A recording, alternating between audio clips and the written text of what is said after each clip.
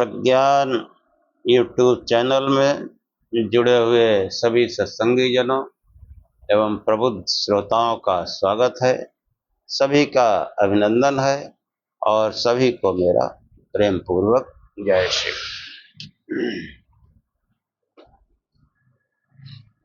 वैशेषिक दर्शन के पिछले अध्याय में चौथे अध्याय तक जो है द्रव्य की परीक्षा संपन्न हुई।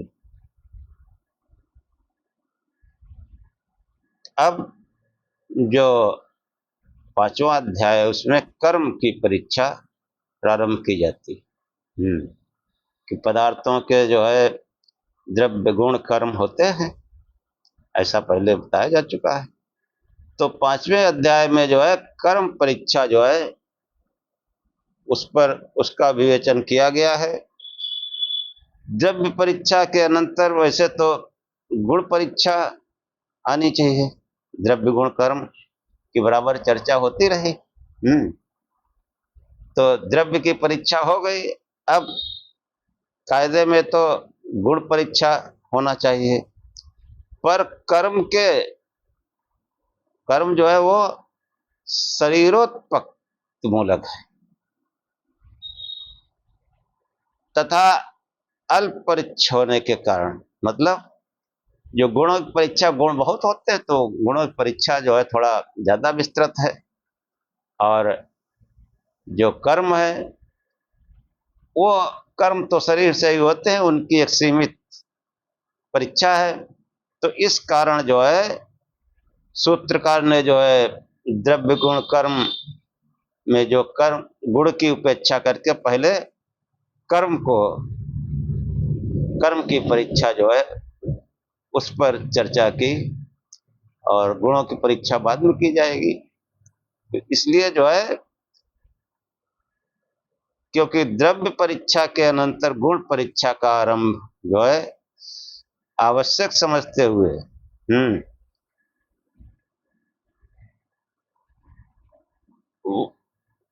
मतलब गुण की परीक्षा करनी चाहिए थी, लेकिन कर्म जो है वो शरीरोत्पत्ति मूलक है, शरीर से उत्पन्न होता है तथा इसकी परीक्षा जो है बहुत ही अल्प में हो जाती है। तो इसलिए जो है क्रम की उपेक्षा करते हुए अध्याय में जो है कणाद ने जो है कर्म की परीक्षा आरंभ की। कर्म में प्रथम जो है कर्म के बारे में बताया जा चुका है, उत्क्षेपण, गति, संयोग, वियोग, ये सब कर्म होते हैं। तो सबसे पहले जो है उत्प्रेक्षण किया, मतलब किसी वस्तु को फेंकना, ऊपर फेंको या सामने फेंको, ये जो है इसके विविध रूप की परीक्षा प्रारंभ करने की भावना से मार्क्स कणाद कहते हैं कि ये जो आत्म संयोगात प्रयत्नाभ्याम हस्ते कर्म है कि आत्मा का संयोग और आत्मगत प्रयत्न से हाथों में कर्म उत्पन्न होता है। इन गूढ़ विषयों को आज के आख्यान में बताया जाएगा और यहीं से आज का आख्यान आरंभ करते हैं। असतो मा सद्गमय तमसो मा ज्योतिर्गमय मृत्योर्मामृतम गमय। हे परम गुरु परमात्मा, हमें असत्य से सत्य की ओर ले चलो, अंधकार से प्रकाश की ओर ले चलो तथा मृत्यु से अमरता की ओर ले चलो। कि जो है जो कर्म है, कर्म कोई भी होता है वो आत्मक संयोग के बिना नहीं होता है। हाथ है लेकिन वो आत्मक संयोग उसमें रहता है, और आत्मा जो है अपनी शक्ति, प्राण शक्ति के द्वारा कर्म होते हैं। कर्म का यही विधान है। तो ये जो है आत्म संयोग संयोग प्रयत्नाभ्याम हस्ते कर्म। आत्मा का संयोग यानी हाथ के साथ और आत्मगत प्रयत्न से हाथ में कर्म उत्पन्न होता है। आत्म संयोग प्रयत्नाभ्याम हस्ते कर्म। कर्म क्रिया या चेष्टा कर्म क्रिया या चेष्टा जो वो शरीर में होती है। ये कैसे हो जाती है? तो मार्क्स कड़ात इसको समझाते हुए कहते हैं पहले आत्मा में कर्म करने की इच्छा पैदा होती है।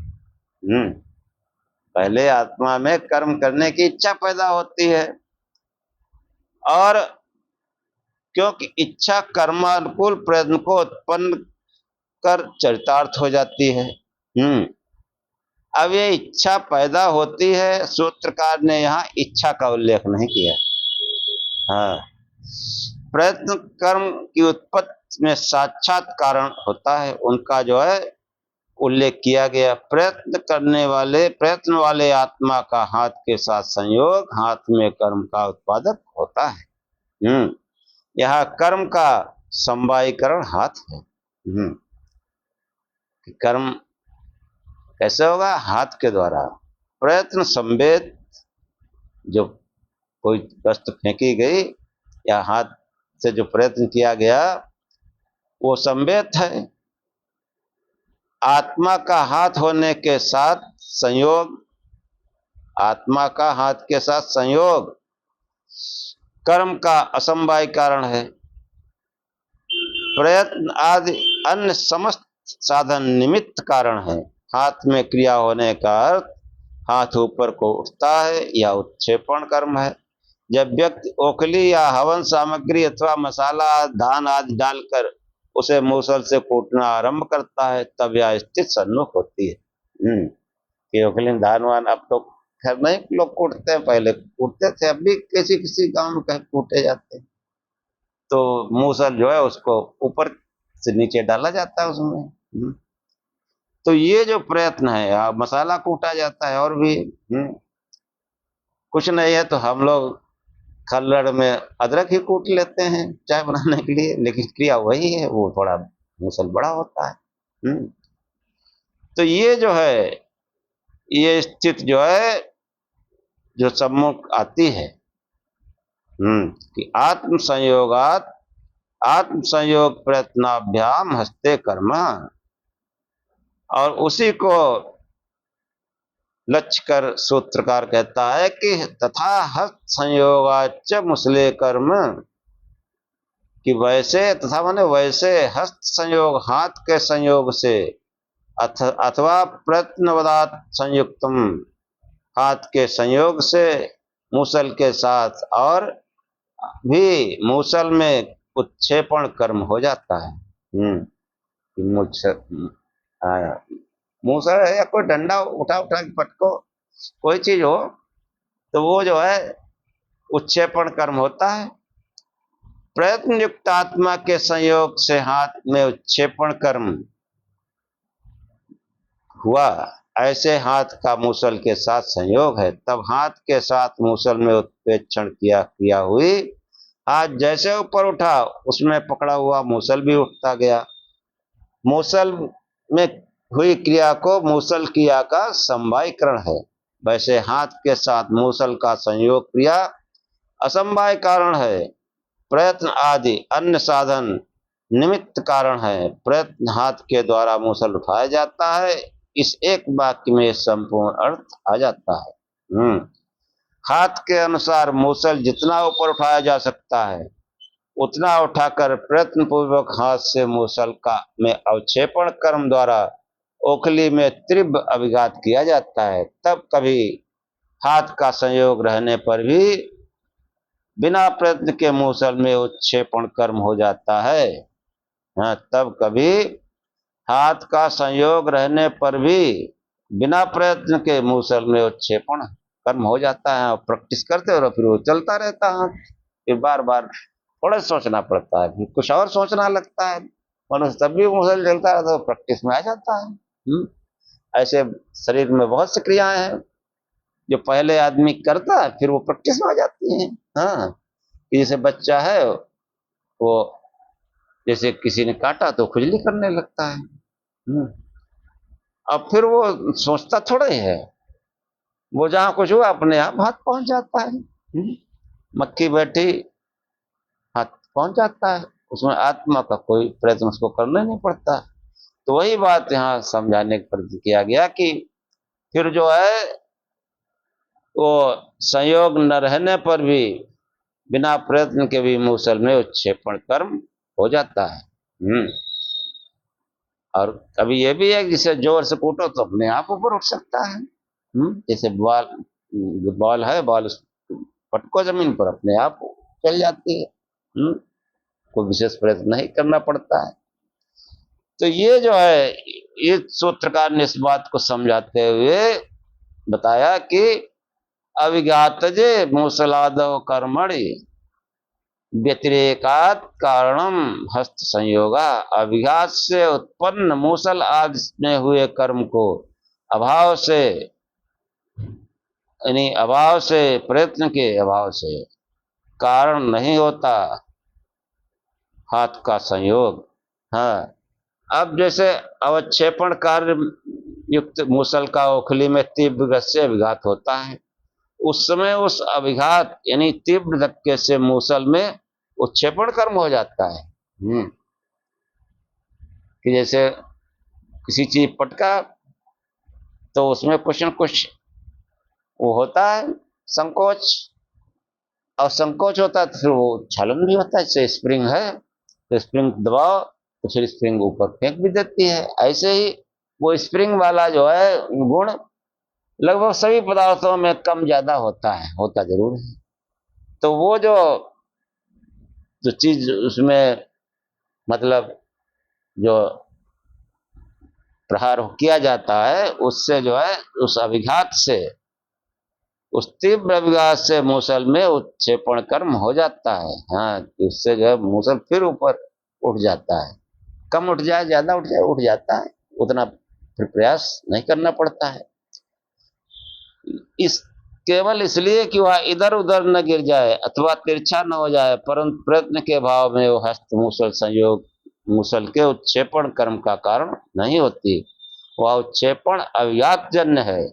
मूसल उस उत्प्रेक्षण में समवाय कारण है। मूसल का उखली के साथ अभिघात रूप संयोग असमवाय कारण है। मूसल में यह उत्प्रेक्षण कर्म हाथ की चेष्टा और आत्म प्रयत्न के बिना भी होता है। मूसल में हाँ बहुत सी जो है वो जो चूरा उरा जो कूटते हैं गांव में, तो वो खाली वो पैर रखे रहता है, फिर वो चल देता है तो चल देता है, चलता रहता है अपने आप। विशेष प्रयत्न नहीं करना पड़ता, पहले विशेष प्रयत्न करना पड़ता है।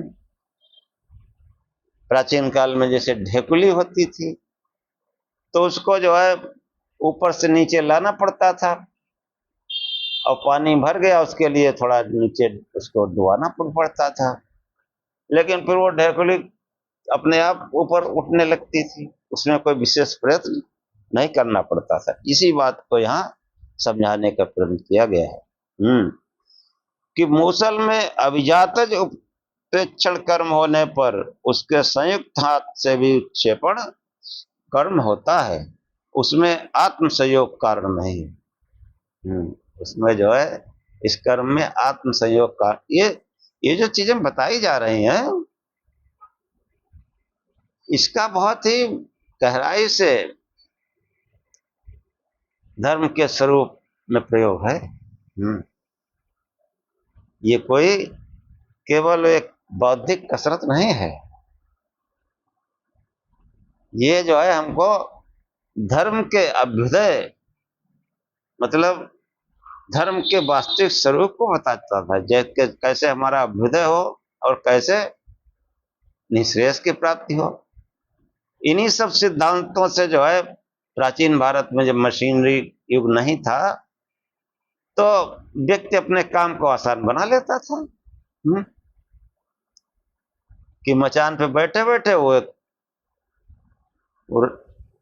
रस्सी जैसी होती थी या गुलेल होती थी, गुलेल से वो फेंक देता था, या एक रस्सी में वो नीचे गोभी जैसा बना लेता था और उसमें पत्थर रख के घुमा के फेंकता था, बड़ी दूर दूर चला जाता था। उससे वो पशु पक्षी को भगा देता था खेत की रक्षा के लिए। तो ये सब प्रयोग मनुष्य अपनी मतलब जो है अपने अभ्युदय के लिए छोटी छोटी बातें हैं प्रयोग करता रहता है, लेकिन उसके वास्तविक धर्म को जाने तब ना, उत्क्षेपण अवक्षेपण इन क्रियाओं को जानकर कर लेता है। तो वो जो है उसमें आत्म संयोग कारण नहीं है। सूत्रकार ने बताया कि तथात्म संयोगो हस्तकर्मणि, वैसे व्यतिरेक खेत से आत्मा का संयोग हाथ के साथ हाथ के उत्क्षेपण कर्म में कारण नहीं होता है। जब अभिघात के कारण मूसल ऊपर को उछलता है तब उसे संयुक्त हाथ उसके साथ ऊपर उछल जाता है। हाँ, जो हाथ पकड़े वो हाथ भी उछल जाता है।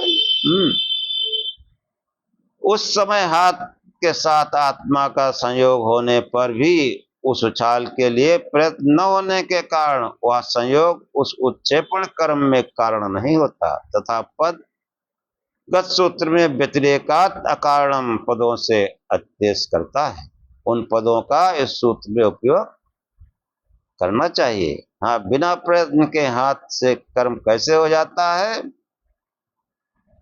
तो मार्शकड़ात बताते हुए कहते हैं, अभिघातान मुसल संयोगात दस्ते कर्म। अभिघात से मूसल के साथ साथ हाथ का संयोग होने के कारण हाथ में उत्क्षेपण कर्म हो जाता है। जब उस मूसल का अभिघात ओखली में होता है, उस अभिघात से मूसल उछल जाता है, मूसल से संयुक्त हाथ भी मूसल के साथ उछल जाता है। इस उत्क्षेपण कर्म में समवाय कारण हाथ तथा असमवाय कारण हस्त मूसल संयोग है। अन्य सब संभावित साधन अभिघात गुरुत्व आदि जो है वो उसके निमित्त कारण ये अपना उछल जाता है, फिर गिरता है वो अवक्षेपण, गिरने में वो गुरुत्व आदि जो है वो कारण काम करते हैं। उछलते समय मूसल के हाथ का संयोग रहने पर न केवल हाथ उछल जाता है परंतु प्रत्युत कभी सारा शरीर दहल जाता है, कपकपा जाता है। हाँ, ऐसा भी होता है। सूत्रकार ने उसका कारण बताया, आत्मकर्म हस्त संयोगाच, आत्मा देह में कर्म हाथ के संयोग से, तथा हाँ कि आत्मा देह में कर्म हाथ के संयोग से होता है। मूसल के साथ एकदम जब हाथ उछलता है तब हाथ के साथ देह का संयोग होने से कपकपा जाता है। यहाँ आत्मा पद प्रयोग जो है वो चेष्टा आश्रय देह के लिए हुआ है। चेष्टा का जो आश्रय है, प्रयत्न का जो आश्रय है वो देह है, उसके लिए प्रयोग हुआ है। वेग युक्त मूसल के साथ हाथ का संयोग होने के हाथ में तथा हाथ से संयुक्त अन्य देहावयव में क्रिया उत्पन्न हो जाती है। जब ऐसे अवयवों पर देहावयव तथा देह में जो क्रिया होती है उसका समवाय कारण वह देहावयव अथवा देह है, परंतु असमवाय कारण विभिन्न स्थलों पर पृथक पृथक होते हैं। जहाँ हाथ आदि में देहावयव में प्रयत्न पूर्वक क्रिया होती है वहाँ प्रयत्न पदार्थ संयोग हस्त संयोग असमवाय कारण है। जहाँ प्रयत्न के भाव में देह युक्त मुसल आदि द्रव्य के साथ हाथ का संयोग होने के कारण हाथ में क्रिया होती है। हाँ, शरीर मतलब कंधा और जो है पसली नसनाड़ी सब सब काम करते हैं, तब हाथ ऊपर उठता है मूसल, तब उसका उत्क्षेपण अवक्षेपण होता है।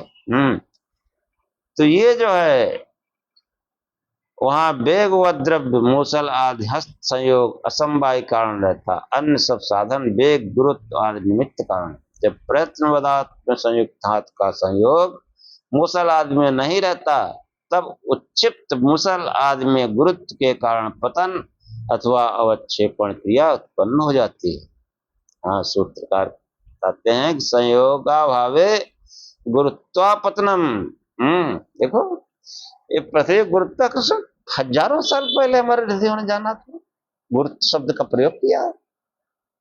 हाँ, पाश्चात्य वैज्ञानिक कहते हैं हमने इस गुरुत्वाकर्षण खोज की, कैसे की खोज, कैसे मान लिया जाए? हाँ, महर्षि कणाद इस गुरुत्वाकर्षण की चर्चा है इसमें। देखो कि संयोगाभावे गुरुत्वात् पतनम, कि ये जो इतिहासकारों ने जो कड़ाद का इतिहास जोड़ा है, वो इतिहास भी 6-7 हजार वर्ष पुराना है। तो ये पश्चिमी राष्ट्र ये क्या जानते थे गुरुत्व का? सब जंगल में रहते थे, तब इतना उच्च ज्ञान इस सनातन भारत भूमि पर था। हमको इस पर गर्व होना चाहिए। हम पाश्चात्य की तरफ बढ़े, और इसमें कोई नई जो पीढ़ी है उसका कोई दोष नहीं। हमने उनको जो मूल सनातन है वो समझाया ही नहीं, किस्सा कहानी बताए हैं।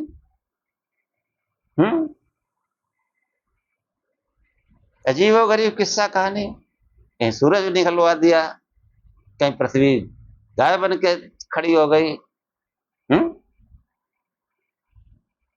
कहीं किसी औरत ने 1200 किलोमीटर मुंह फैला दिया। ये सनातन है।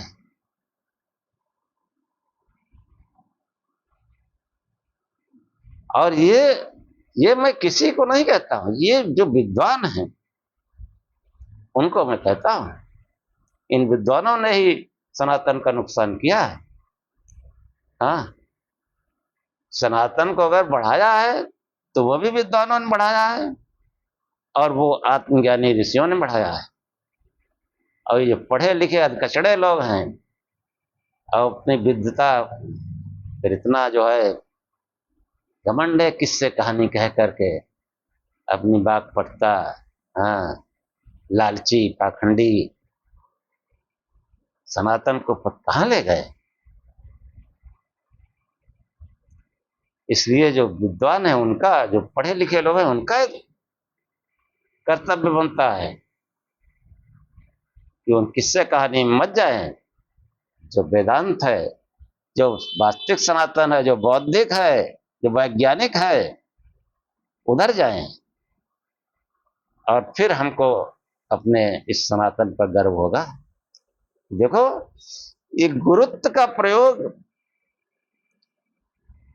मार्स कड़ाद ने किया है, और हो सकता है इसके पहले भी होता होगा ना इसका प्रयोग। इस गुरुत्व शक्ति को जानते थे हमारे प्राचीन ऋषि, और वही कहीं साहित्य किसी को मिल गया पाश्चात्य विद्वान को, तो उन्होंने कहा ये हमारा है, हमारी खोज है गुरुत्व। देखो सूत्र बताता है कि संयोगाभावे गुरुत्वात् पतनम, संयोग के न होने पर गुरुत्व होने से पतन हो जाता है, वह द्रव्य नीचे गिर जाता है। नीचे गिर जाता है क्यों? गुरुत्वाकर्षण, गुरुत्व जो है उसको आकर्षित कर लेता है अपनी ओर पृथ्वी। जब अभिघात आज के कारण ऊपर उछलते हुए मूसल के साथ प्रयत्नवादात्मक संयुक्त हाथ का संयोग नहीं रहता, तो उस संयोग के भाव में मूसल आदि गुरु द्रव्य नीचे गिर जाता है। मूसल के पतन अथवा क्षेपण कर्म में समवाय कारण मूसल और असमवाय कारण गुरुत्व रहता है। सूत्र में संयोगाभाव पद से पतन के किसी भी प्रतिबंधक का अभाव अपेक्षित है। पेड़ पर जब फल लगा रहता है, पेड़ के डंठल के साथ उसका संयोग फल के पतन का प्रतिबंधक रहता है। डंठल से लगा इसलिए फल को गिरने नहीं देता। हाँ, आकाश में पक्षियों के अथवा वायुयान आदि के उड़ते रहने पर विधारक प्रयत्न उसके पतन का प्रतिबंधक है। हाँ, विधारक मतलब वो जो हवा नीचे छोड़ता रहता है और उस हवा वेग से ऊपर बना रहता है, नीचे नहीं गिरता है। ऐसे ही जो है जो पक्षी हैं वो पंख अपने हिलाते रहते हैं, हवा को नीचे दबाते रहते हैं, अपना ऊपर उठते रहते हैं। जब धनुष से बाण, बंदूक आदि से गोली को छोड़ा जाता है अथवा हाथ से बलपूर्वक पत्थर गेंद आदि फेंका जाता है, तब उच्छिप्त अथवा प्रक्षिप्त द्रव्य में वेगाख्य संस्कार उसके पतन का प्रतिबंधक रहता है। कि जो हाथ से फेंका गया, जो ताकत लगाई गई, वो ताकत जो है वो बल उसको जो है प्रतिबंधक रहता है, गिरने नहीं देता, और एक सीमा के बाद में वो धीरे धीरे बल जो है वो प्रतिबंधक हट जाता है और फिर वो पत्थर नीचे गिरता है के। उक्त प्रकार के स्थलों में जब संयोग आदि रूप प्रतिबंधक का अभाव हो जाता है तब वे द्रव्य गुरुत्व के कारण नीचे गिर जाते हैं। द्रव्य की पतन क्रिया का समवाय कारण प्रतिद्रव्य एवं असमवाय कारण द्रव्य का गुरुत्व होता है। शिष्य जिज्ञासा करता है प्रतिबंधक के न रहने पर द्रव्य नीचे क्यों आ जाता है, ऊपर या इधर उधर क्यों नहीं चला जाता है। तो महर्षि कणाद समझाते हैं कि नोदन विशेषाभावा नोर्ध्वम नत्यगमनम, नोदन विशेष के न होने से ऊपर को नहीं इधर उधर को गमन क्रिया नहीं होती। नोदन विशेष के न होने पर गुरु द्रव्य ऊपर या इधर उधर को न जाकर नीचे पृथ्वी की ओर आता है। ये पृथ्वी के आकर्षण के कारण, ये जो है पृथ्वी में आकर्षण है, गुरुत्व शक्ति जो है वो गुरुत्वाकर्षण पृथ्वी में है, इसलिए पृथ्वी की ओर जाता है, इधर उधर या टेढ़ा बेड़ा नहीं जाता है। कि ये जो है इस आकर्षण का प्रतियोगी नोदन है। नोदन विशेष का तात्पर्य है प्रेरणा विशेष, प्रेरणा का धात्वर्थ प्रकृष्ट गति विशेष है। जब किसी द्रव्य को ऊपर नीचे या इधर उधर फेंका जाता है तब वस्तुतः उस द्रव्य को प्रयत्न एवं शक्ति पूर्वक प्रेरित किया जाता है। जब उस द्रव्य में प्रेरणा को उत्पन्न कर दिया जाता है वह पृथ्वी के आकर्षण का तिरस्कार करके प्रेरिता द्वारा जिधर को प्रेरित किया जाता है उधर को गति करता है। कि जो है वो गुरुत्व का तिरस्कार कर देता है। ने फेंक दिया तो सीधे भी चला जाएगा, डेला ऊपर भी चला जाएगा, दाएं बाएं चला जाएगा, और जब वो प्रेरणा जो है वो शक्ति खत्म हो जाती है तो फिर वो गुरुत्व कारण नीचे आ जाता है।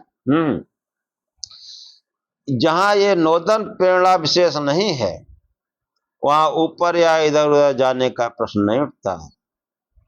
जिस शक्तिमान से द्रव्य में प्रेरणा दी गई उसके पूरा हो जाने पर प्रेरणाहीन द्रव्य पृथ्वी के आकर्षण के अनुसार पंख कटे पक्षी के समान आ गिरता है।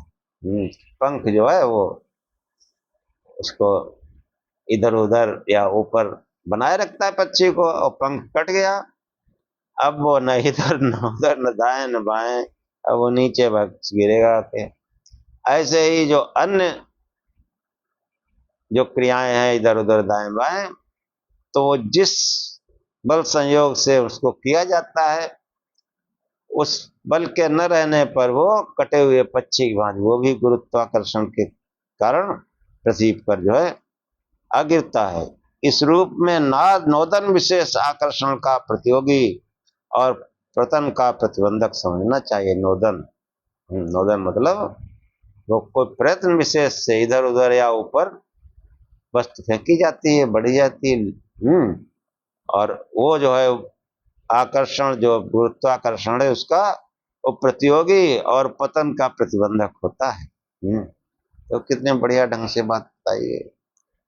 नोदन विशेष कैसे होता है, सूत्रकार ने बताया प्रयत्न विशेषान नोदन विशेषा, प्रयत्न विशेष से नोदन विशेष उत्पन्न किया जाता है। प्रयत्न विशेष से कि कोई पत्थर पड़ा है, पड़ा रहेगा, अब प्रयत्न विशेष है नहीं, उसको उठाओ तो उसमें भी वजन लगता है, फिर उसको लोग ताकत लगा के फेंकते हैं ऊपर या आगे पीछे कहीं फेंकते हैं, उसमें बड़ा प्रयत्न विशेष यही ताकत लगा के जो फेंकते हैं हम लोग ढीला कि प्रयत्न विशेषा नोदन विशेषा।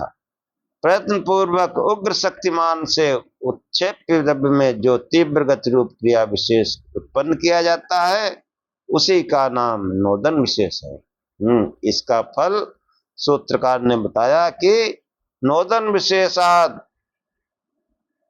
उदसन विशेषा, कि नोदन विशेष से उत्सन विशेष हो जाता है। उत्सन का अर्थ है दूर फेंका जाना, यानी उस जो है नोदन विशेष से प्रयत्न विशेष से उस उत्सर्ग विशेष हो जाता है।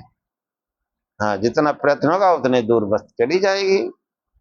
उस नोदन विशेष के अनुसार वह द्रव्य दूर देश में पहुंच जाता है। ध्यान रखना चाहिए, जब तक उसमें नोदन है वह ऊपर व इधर उधर चलता रहता है। उसके समाप्त होते ही पूर्व गतिरुद्ध होकर वह पतोन्मुख हो जाता है। पतन का प्रतिबंधक अथवा आकर्षण का प्रतियोगी नोदन विषय तब नहीं रहता। जो प्रयत्न विशेष है वो उस समय नहीं रहता। पेड़ पर चढ़ा अथवा कोठे से के किनारे पर खड़ा व्यक्ति पैर फिसल जाने से जब नीचे गिरता है तो उस प्रकार के प्रयत्न विशेष का अभाव होने के कारण वह ऊपर या इधर उधर गति नहीं कर पाता, सीधे नीचे गिर आता है। आधार के बिना वो वहां आत्मा द्वारा प्रयत्न किया जाना संभव नहीं है। आधार के बिना शिष्य जिज्ञासा करता है कि जो है ऊर्ध्व तिर्यक गमन आदि में नोदन विशेष निमित्त है, तो स्तनपायी शिष्य ऊपर को या इधर उधर को हाथ पैर फेंकता रहता है, वहां कैसे होगा? नोदन तो वहां नहीं है। आचार्य सूत्रकार ने अतिदेश द्वारा स्पष्ट किया। लोग तरह तरह के प्रश्न करते हैं, प्रश्न। हाँ, तो आचार्य कहते हैं हस्तकर्मणा दारक कर्म व्याख्यातम। हाथ की क्रिया से दारक की क्रिया का व्याख्यान समझ लेना चाहिए। यह आवश्यक नहीं है कि ऊपर या इधर उधर को गति करना नोदन से ही हो। प्रयत्नवाद संयोग से भी ऊर्ध्व तिर्यक गति होती है। पत्थर आदि फेंकते समय जो वेग से ऊपर को हाथ उठाया जाता है उस क्रिया को प्रयत्नवादात्म हस्त संयोग का कारण है। हाथ की ऐसी क्रिया उत्पन्न होने की प्रक्रिया का वर्णन सूत्रकार ने प्रस्तुत आने के प्रथम सूत्र में ही किया है। उसी का यहाँ अतिदेश है। यहाँ ये विवेक समझना चाहिए, एक चेतन संयुक्त देहादि की ऊर्ध्व तिर्यक क्रियाओं में प्रयत्न पदार्थ संयोग निमित्त रहता है। हाँ, तथा अन्य पाषाण द्रव्यों में उत्सन में नोदन कारण होता है। इस प्रकार स्पष्ट हो जाता है जैसे मूसल को उठाते समय अथवा पाषाण खंड आदि को फेंकते समय हाथ के उत्क्षेपण कर्म का असमवाय कारण प्रयत्न पदार्थ संयोग है, वैसे स्तनपायी शिशु के अंग चालन कर्म में प्रयत्न पदार्थ देह संयोग समवाय कारण है। हाँ, अंग चालन, बिना अंग चालन के जो है वो शिशु स्तन से दूध नहीं पी सकता। कुछ न कुछ प्रयत्न करना पड़ता है। कई व्याख्याकारों ने इस क्रिया को पूर्ण पाप का हेतु कल्पना कर बालक की कर चरण आदि चालन क्रिया को पूर्ण पाप के फल हिताहित प्राप्ति की जनक न मानकर सूत्र की व्याख्या की है। परंतु ऐसी व्याख्या उत्प्रकरण या उत्सूत्र है। यहाँ क्रियाजन्य पूर्ण पाप या पूर्ण पाप की जनक क्रिया का कोई प्रसंग नहीं। सूत्रकार केवल प्रयत्नजन्य एवं अप्रयत्नजन्य क्रिया की स्थिति को स्पष्ट करना चाहता है। यहाँ कोई पूर्ण पाप से मतलब नहीं है।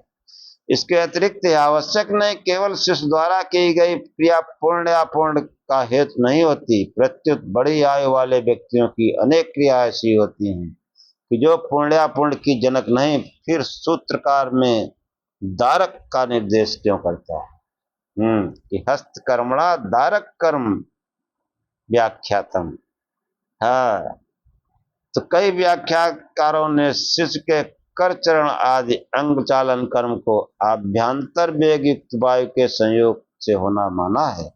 ऐसा व्याख्यान जो है वो युक्त नहीं है। यद्यपि वायुजन्य रोग के कारण वृद्धावस्था में प्रयत्न न होने पर कराद अंग चालन व्यक्तियों का देखा जाता है, पर शिशु में उक्त प्रकार के कर चरण आदि अंग चालन में किसी वायु रोग की संभावना नहीं की जा सकती।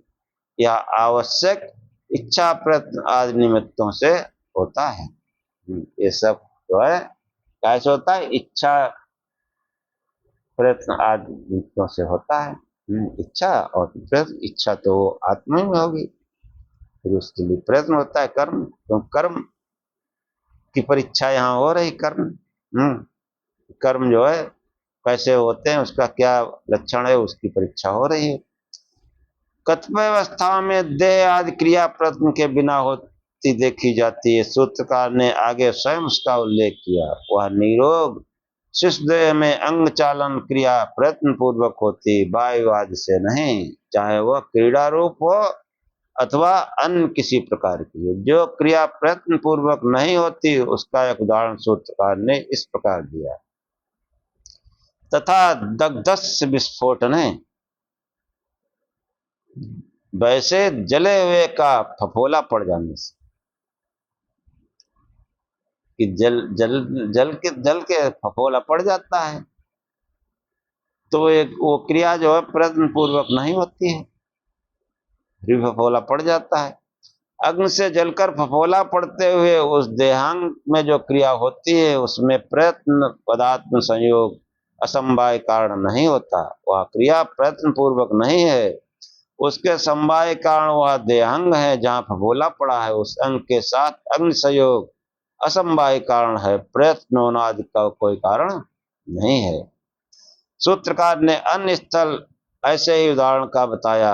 यत्नाभावे प्रसुप्तस्य चलनम, यत्न के अभाव पर, यत्न के न होने पर भी गहरे सोए हुए का चलना होता है। गहरे सोए हुए आदमी कभी कभी नींद में उठ के चल देता है, प्रयत्न नहीं होता फिर भी चल देता है। संसार में विरल पुरुषों को यह प्रबल प्रायु रोग देखा जाता है कि वे गहरी नींद में सोते रहते ही उठकर चल पड़ते हैं। उस दिशा में अनेक प्रकार के अव्यवस्थित कार्य कर बैठते हैं, चोट फोट लग जाती है। हाँ, अपनी जगह आकर उसी प्रकार सैया आज पर लेट जाते हैं। उन्हें अपनी हरकतों चेष्टाओं का किसी प्रकार का कोई ज्ञान नहीं होता। प्रातः जागने पर यही समझते हैं कि हम निरंतर अपने सैया पर सोते रहे हैं। सोते हुए करवट आदि लेना, हाथ पैर आदि जो है चलाना है, ये सब इसी प्रकार का है। इसी का उदाहरण माना जाना युक्त नहीं, क्यों करवट आदि शारीरिक क्रियाओं में प्रयत्न रहता है, यह अनुभव से जाना जाता है। इसलिए प्रसुप्त अवस्था में किसी प्रकार की शारीरिक क्रिया का रोग मूलक वायु संयोग असमवाय कारण समझना चाहिए। मूर्छावस्था में भी शारीरिक क्रियाओं में प्रयत्न कारण नहीं रहता। मूर्छा के विभिन्न निमित्तों के अनुसार कारण की उद्भावना की जा सकती है, कि जैसे नींद में लोग चलते हैं, ऐसा देखा जाता है। पिक्चर बनी थी, उसमें वो एक औरत जो है वो नींद में चलती चली जाती है, पिक्चर थी। तो ये होता है। शरीर के अन्यत्र भी प्रयत्न बिना कर्म हो जाता है। सूत्रकार ने बताया कि त्रय कर्म वायु संयोगा, तिनके में कर्म होता है वायु के संयोग से। सूत्र में तृण पद द्वारा गति करने वाले अन्य सभी पदार्थ का उपलक्षण है। बादल का इधर उधर घूमना, पत्ते लता वनस्पति आदि का हिलना, वृक्षों का जड़ से उखड़ जाना आदि क्रिया वायु संयोग से होती है। जिनमें ये क्रिया होती है वे द्रव्य क्रिया के समवाय कारण तथा उनके साथ वायु का संयोग असमवाय कारण है। अन्य सब साधन निमित्त कारण। कितना बारीकी से हर बात को समझाया गया है। कुछ कर्म ऐसे होते हैं जहां न प्रयत्न कारण है न अन्य बाह्य पदार्थ। हाँ, कर्म का पूरा परीक्षा की गई है, कर्म के बारे में बताया गया। हाँ, तो जो है कुछ ऐसे कर्म होते हैं जहां न प्रयत्न कारण है न अन्य बाह्य पदार्थ। हाँ, महर्षि कड़ा इन कर्मों को बताते हुए कहते हैं कि मणिगमनम सूच्या विसर्पणम इति दृष्ट कारणकम, कि मणि का चलना, सुई का सरकना, ऐसा कर्म अदृष्ट कारण से होता है। चुंबक मणि का सामना लोह धातु के साथ होने पर लोह धातु में गति उत्पन्न कर देता है। इस गति में कोई प्रयत्न निमित्त नहीं है। सुई आदि आयस पदार्थ अयस्कांत मणि का सामीप्य होने पर इधर उधर सरक जाते हैं, मणि से जाकर चिपक जाते हैं। तो छोटा जो है पदार्थ हो, यहाँ मणि का मतलब चुंबक से है। कि छोटे मोटे सुई हुई है सड़क के उसमें चिपक जाती है, हालपीन वगैरह। इन पदार्थों में यह गति अदृष्ट कारित है। गतिमान पदार्थ उस गति का असमवाय कारण है और दृष्ट अदृष्ट असमवाय कारण। यहाँ अदृष्ट क्या है ये विचार नहीं कि वस्तुतः परमेश्वर की रचना व्यवस्था के अनुसार उन पदार्थों में विशिष्ट आकर्षण शक्ति का निहित होना अदृष्ट पदवाच्य है। पदार्थों की विशिष्ट रचना ईश्वरीय व्यवस्था के अधीन है। यद्यपि शास्त्र में अदृष्ट पद जीवात्मक धर्म अधर्म के लिए परिभाषित है, परंतु उसका यह तात्पर्य नहीं कि उस पद का धातु के अनुरूप अन्य अर्थ कहीं भी अभिमत न माना जाए। कि वो जो है ईश्वरीय व्यवस्था के अधीन है, जीवात्मक धर्म के लिए व्याख्या की, लेकिन जो आचार्य उदयवीर कहते हैं ऐसा नहीं कि वो अन्यत्र नहीं पाया जाएगा। हाँ, कि जो है अन्यत्र भी पाया जाता है। पदार्थों में जो विशिष्ट शक्तियां निहित है उनके कारण रचनाओं की प्रक्रिया को समझना मानव क्षमता के बाहर की बात है। यद्यपि पदार्थ तत्व की पर्याप्त गहराई तक मानव पहुंचा है, पर वह अनंत विश्व का विचार करते हुए सर्वथा नगण्य है। हाँ, किसी ने किसी क्षेत्र में विशेष खोज कर भी ली, लेकिन ब्रह्मांड में पूरे विश्व में अगर सोचा जाए तो पूरे विश्व के पदार्थों का ज्ञान तो हो नहीं सकता। उसके सामने तो वो बिल्कुल नगण्य समझो उसको।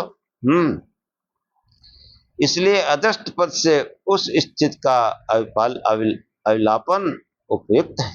शिष्य जिज्ञासा करता है कि बंदूक से गोली, धनुष से बाण छोड़े जाते हैं अथवा हाथ से गेंद या पत्थर फेंके जाते हैं, तब से उनके लक्ष्य पर लगने व भूमि पर गिर जाने तक केवल एक कर्म माना जाना चाहिए या अनेक।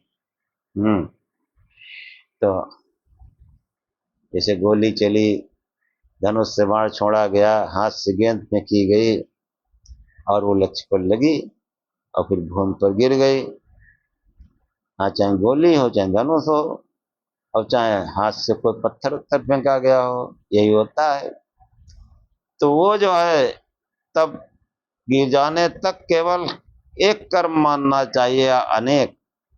इस तरह के प्रश्न को समझाते हुए महर्षि कणाद कहते हैं कि ईशावयुगपत संयोग विशेषा कर्मान्वित हेतु कि बाढ़ में क्रमशः होने वाले संयोग विशेष कर्मों के भिन्न होने से बोधक कारण है। कि जब धनुष से बाण छूटता है तब बाण में संवेद गति रूप कर्म बाण एक देश से विभाग कर अन्य देश के साथ संयोग करता है। जैसे ही बाण में पहले क्षण में कर्म उत्पन्न होता है, दूसरे क्षण में वह पूर्व देश से बाण का विभाग उत्पन्न कर देता है। वह विभाग तीसरे क्षण पूर्व देश के साथ संयोग का नाश करता है। चौथे क्षण में बाण का उत्तर देश के साथ संयोग हो जाता है। ये संयोग यद्यपि कर्मजन्य है, पर यही संयोग पांचवें क्षण में उस कर्म का नाश कर देता है। परंतु बाण में आद्य कर्म से जो वेग नामक संस्कार उत्पन्न हो चुका है वह अभी बाण में संवेद है। वह पहला कर्म नाश हो जाने पर अन्य कर्म उत्पन्न कर देता है। फिर पहले के समान प्रक्रिया चल पड़ती है। अंतिम उत्तर देश संयोग अंतिम कर्म और वेग का नाश कर देता है। लक्ष्य में लगा फिर वो वेग जो उत्पन्न किया गया उसका भी नाश हो जाता है। इस प्रकार प्रदेशांतरों में विभिन्न संयोगों का होना कर्मों के नाना होने में प्रमाण है। फिर जिस शिष्य पूछता है पंचम लक्षण में कर्म के नाश हो जाने पर फिर कर्म कैसे उत्पन्न हो जाता है, क्योंकि बाण क्रिया द्वारा बहुत दूर जाकर गिरता है। सूत्रकार ने बताया कि जो है नोदनादमिशो कर्म तत्कर्मकारिता संस्कार दुत्तरम तथोत्तरमुत्तरम च कि नोदन से मतलब जैसे नोदन का पहले पढ़न आ गया, पहला बाण का कर्म उत्पन्न होता है, उस कर्म से उत्पन्न किए गए तथा वेग नामक संस्कार से अगला कर्म उत्पन्न हो जाता है। वैसे ही अगला कर्म और उसके आगे का कर्म हो जाता है। धनुष की ज्या यानी डोरी को खींचकर जब बाण छोड़ा जाता है तब जाके उस नोदन अभिघात धक्के से बाण में क्रिया उत्पन्न होती है। वह क्रिया जो है साथ ही अपने अधिकरण बाण में वेग नामक संस्कार को उत्पन्न कर देती है। बाण में जो पहली क्रिया होती है उसका समवाय कारण बाण तथा असमवाय कारण नोदन है। आत्म प्रयत्न तथा बाण का गुरुत्व निमित्त कारण है। उत्तर देश संयोग से आद्य कर्म का नाश हो जाने पर वेग संस्कार से अगला कर्म उत्पन्न हो जाता है और आगे इसी प्रकार कर्म नष्ट होते उत्पन्न होते चले जाते हैं। कर्म तो नए उत्पन्न हो जाते हैं पर वेग अंत तक वही बना रहता है। द्वितीय आदि कर्मों की उत्पत्ति में असमवाय कारण वेगाक्ष संस्कार रहता है। संस्कार अंत तक वही एक रहता है पर बात सूत्रकार ने तत्कर्मकारिता संस्कारात इस एक वचन प्रयोग से विलक्षित होती है। विभिन्न व्यक्तियों द्वारा एक साथ छोड़े गए दो बाणों में एक की तीव्रता दूसरे की मंदता का कारण नोदन की तीव्रता मंदता है। नोदन जो ताकत लगाएगी उतना किसी कम जाएगा किसी ज्यादा जाएगा। अब इसके बाद शिष्य जिज्ञासा करता है कि आद्य कर्म जन संस्कार एक ही रहता है तो संस्कार के बने रहने से कर्म होता रहेगा, बाण कभी गिरना न चाहिए। सूत्रकार ने समाधान किया कि संस्काराभावे गुरुत्वात् पतनम, संस्कार के अभाव में गुरुत्व के कारण बाण गिर जाता है। कि गुरुत्वाकर्षण काम करता रहता है और उससे जो है संस्कार जो वेग लगाया गया उसका अभाव हो जाता है। जो बाण फेंका गया जो शक्ति लगाई गई वो जो है उसका अभाव हो जाता है और उसके कारण गिर जाता है। पतन क्रिया में गुरुत्व सदा कारण बना रहता है। कि जो भी वस्तु नीचे पृथ्वी पर आ गिरती है उसका कारण हमेशा गुरुत्व बना रहता है। अब जितना वेग लगाया गया तो कोई कम जाएगा कोई ज्यादा जाएगा लेकिन वो अंततः जो है वो उसको गिरना ही है। वह जो है बाण में जो वेग संस्कार उत्पन्न हो जाता है नोदन जन्य आदि वह गुरुत्व का प्रतिरोधी है। जब तक वेग रहता है गुरुत्व को अपना कार्य नहीं करने देता, वेग समाप्त हो जाने पर गुरुत्व अपना कार्य करता है, बाण में पतन क्रिया उत्पन्न हो जाती है। नोदन आदि की जितनी क्षमता से बाण वेग उत्पन्न किया जाता है गुरुत्व पर प्रभावी हो जाता है पर धीरे धीरे प्रतिरोधी गुरुत्व के कारण वह क्षमता अथवा क्षमता को वेग क्षीण हो जाता है। हाँ, गुरुत्व बराबर काम करता रहता है और आखिर में वेग अपना दम तोड़ देता है, गुरुत्व की बन आती अपना कार्य प्रारंभ कर देता है। यह नोदन क्षमताहीन होगा तो बाण धनुष के आगे इस सरक कर गिर जाएगा। अगर इसमें जो है क्षमता नहीं है तो बाण जाएगा ही नहीं, जाता कहूँ वहीं गिर जाए। और जितनी क्षमता पावर से भेजा जाएगा उतने दूर जाके गिरेगा लेकिन गिरेगा जरूर। हाँ, और नहीं ताकत लगा गुरुत्व है उसको वेग उत्पन्न ही नहीं होगा। आदमी जिसे बाण पकड़ा और थोड़ा तुमने कोशिश की वहीं गिर पड़ा। नोदन की तीव्रता गुरुत्व की तुलना में तीव्र प्रयत्न और सामर्थ्य पर अवलंबित है। कहीं वह अवरोधक पदार्थ वेग को समाप्त कर देता है, इस प्रकार वेग के समाप्त हो जाने से उत्क्षेपण कर्म आगे उत्पन्न नहीं होता, गुरुत्व से पतन हो जाता है। तो वो जो है ये गुरुत्वाकर्षण के नियम है। विज्ञान में वो गैलीलियो वगैरह जो है उन्होंने इस पर काम किया, लेकिन वो गैलीलियो वो तो कभी 200-250 साल पहले हुए, बताया उन्होंने गुरुत्वाकर्षण के कारण ये नहीं बराबर वेग बन रह पाता है। अब हमारे यहाँ कितना पहले इस गुरुत्वाकर्षण की खोज कर ली हमने। तो ये जो है